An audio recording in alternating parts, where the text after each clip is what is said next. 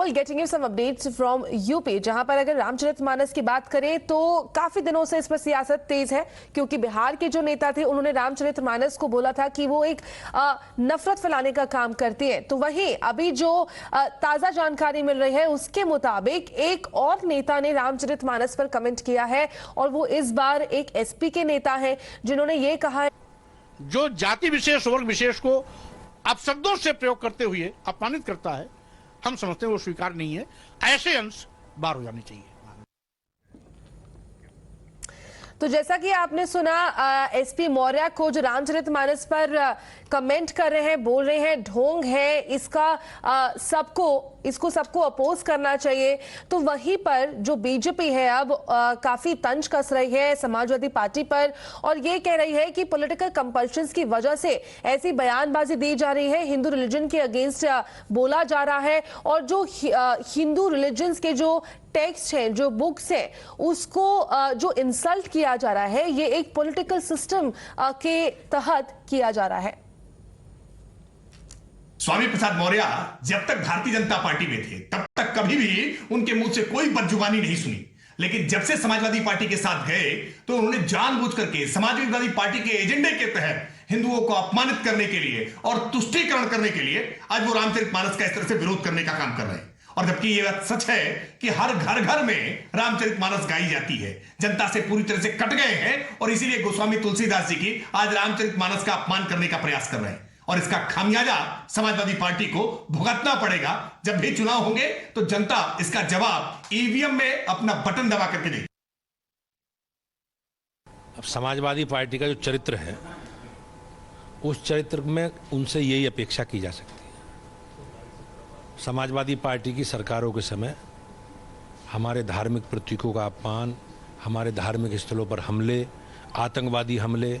और हमलों में सरकार का संरक्षण, हमलावरों के साथ सरकार का, समाजवादी पार्टी की सरकार का खड़े रहना, अयोध्या में निहत्थे कार सेवकों पर जिस प्रकार से गोली चलवाना, ये समाज विरोधी जो उनकी गतिविधि है समाजवादी पार्टी की, उससे वो आगे नहीं बढ़ सकते। अब ये जवाब समाजवादी पार्टी को देना है कि वो उनका निजी विचार है या समाजवादी पार्टी का विचार। हमारा बिल्कुल स्पष्ट मत है कि रामायण, गीता, जितने भी धार्मिक हमारे पुस्तकें हैं, ग्रंथ हैं, हमारा सबके प्रति हमारे मन में सम्मान है। तो देखिए, ऐसी बयानबाजी करने के बाद जो है अब एक क्लैरिफिकेशन आ रहा है एसपी मौर्य की तरफ से, जिसमें उन्होंने ये बोला है कि मैं रामचरितमानस के अगेंस्ट तो नहीं हूं, पर उसके जो कुछ पार्ट्स हैं उसके अगेंस्ट हूं,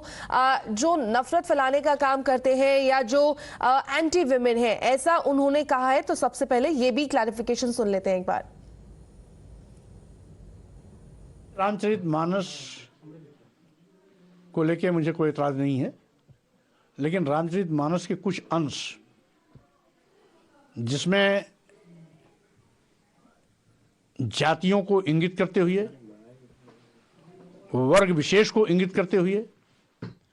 वर्ण विशेष को इंगित करते हुए कटाक्ष किया गया है, अपमानजनक टिप्पणियां की गई हैं। उन अपमानजनक टिप्पणियों को प्रतिबंधित किया जाना चाहिए, ये हमारी मांग है। सीधे तौर पर अपने सहयोगी आमिर के पास जाना चाहूंगी इसको लेकर। आमिर, जहां तक की पूरी कंट्रोवर्सी है, अब जो क्लैरिफिकेशन आ रहा है एसपी मौर्य की तरफ से, उनका ये कहना है कि उनको रामचरितमानस से कोई आपत्ति नहीं है, लेकिन इसके जो कुछ हिस्से हैं जिसमें विशेष जातियों और संप्रदायों पर अपमानजनक टिप्पणियां की जा रही हैं, उसके अगेंस्ट है वो। यही बात समाजवादी पार्टी के नेता स्वामी प्रसाद मौर्य ने भी कही थी, कल भी कही थी। में पूरे रामचरितमानस के ऊपर सवाल नहीं उठाए थे, उसमें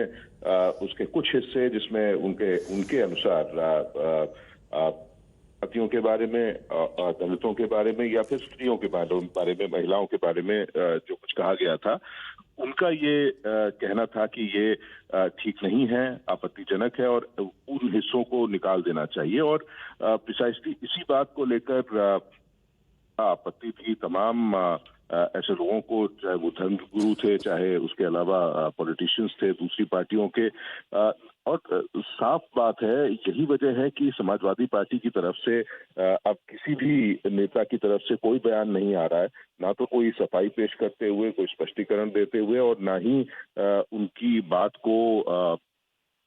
हुए जो कुछ स्वामी प्रसाद मौर्य ने कहा है। साफ तौर पर समाजवादी पार्टी बैकफुट पर है, पीछे है, और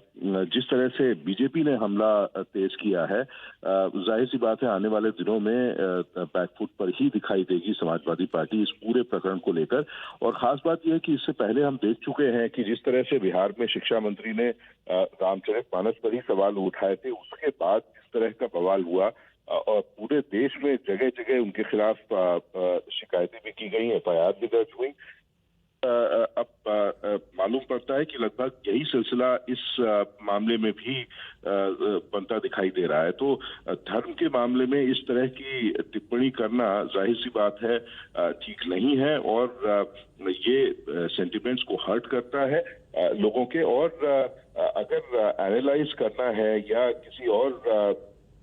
जाकर उसके ऊपर कोई टीका टिप्पणी करनी है, तो कम से कम धार्मिक स्क्रिप्चर्स के ऊपर ना किया जाए, और इसी बात को लेकर ऐतराज बड़े स्तर पर लोगों ने जताया है। जी, शुक्रिया आमिर हमारे साथ जुड़ने के लिए, सारी जानकारी हमारे तक पहुंचाने के लिए।